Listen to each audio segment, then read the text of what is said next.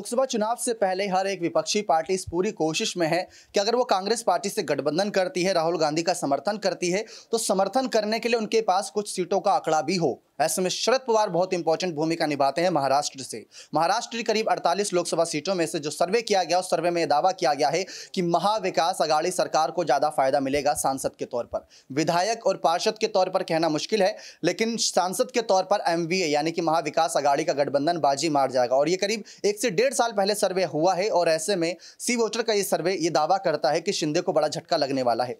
अब गौर यहां पर कीजिएगा कि एकनाथ शिंदे ने इस मामले पर जरा सी भी देर नहीं करी। आपको याद होगा जब लाल बाग राजा के दर्शन करने के लिए अमित शाह पहुंचे थे महाराष्ट्र, तो उन्होंने मिशन 48 दिया था शिंदे और फडणवीस को, यानी कि एनडीए के गठबंधन को। दोनों ही शिवसेना और बीजेपी के नेताओं को यह कहा था कि इस बार मिशन 48 चलाएंगे, ज्यादा से ज्यादा सीटें निकालने की कोशिश रहेगी, तो यह दावा किया गया। लेकिन इसके बाद यह कहा जा रहा है कि जो शिंदे ने बगावत करी उसकी वजह से कहीं ना कहीं वोटर्स आहत हुआ है, उनकी भावनाओं को ठेस पहुंची है, शिवसेना का चुनाव चिन्ह फ्रीज किया गया। इन सब मामलों की वजह से शिंदे को लोग नकारते नजर आएंगे, इससे बीजेपी को भी बड़ा झटका लगेगा और एनडीए पार्टी को नुकसान होगा, महाराष्ट्र से नुकसान होगा।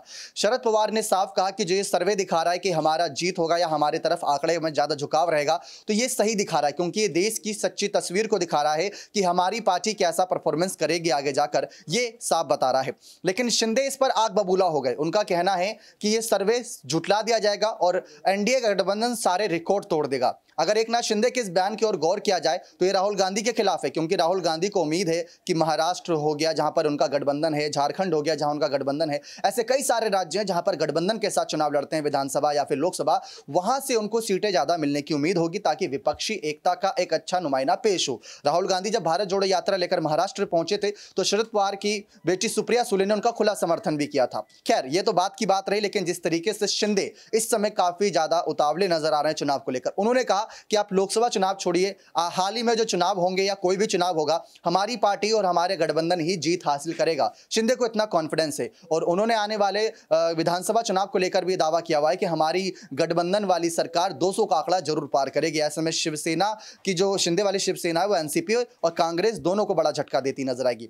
तो एकनाथ शिंदे के इस बयान के बाद हलचल काफी तेज हो चुकी है महाराष्ट्र में। लोकसभा चुनाव से पहले बीएमसी चुनाव सर पर है, लेकिन लोकसभा चुनाव की तैयारियों में शिंदे और फडणवीस की नजर है, क्योंकि आला कमान का जो आदेश है कि मिशन 48 को किसी भी तरीके हर हाल में हमें लागू कर इसमें जीत हासिल करनी है। अभी देखा जाए तो बीजेपी मजबूत स्थिति में नजर आ रही है महाराष्ट्र में। एनसीपी, कांग्रेस और साथ ही साथ उद्धव वाली शिवसेना के पास भी कुछ सांसदों की सीट है, लेकिन शिंदे इस बार कुछ बड़ा तूफान लाएंगे लोकसभा चुनाव में।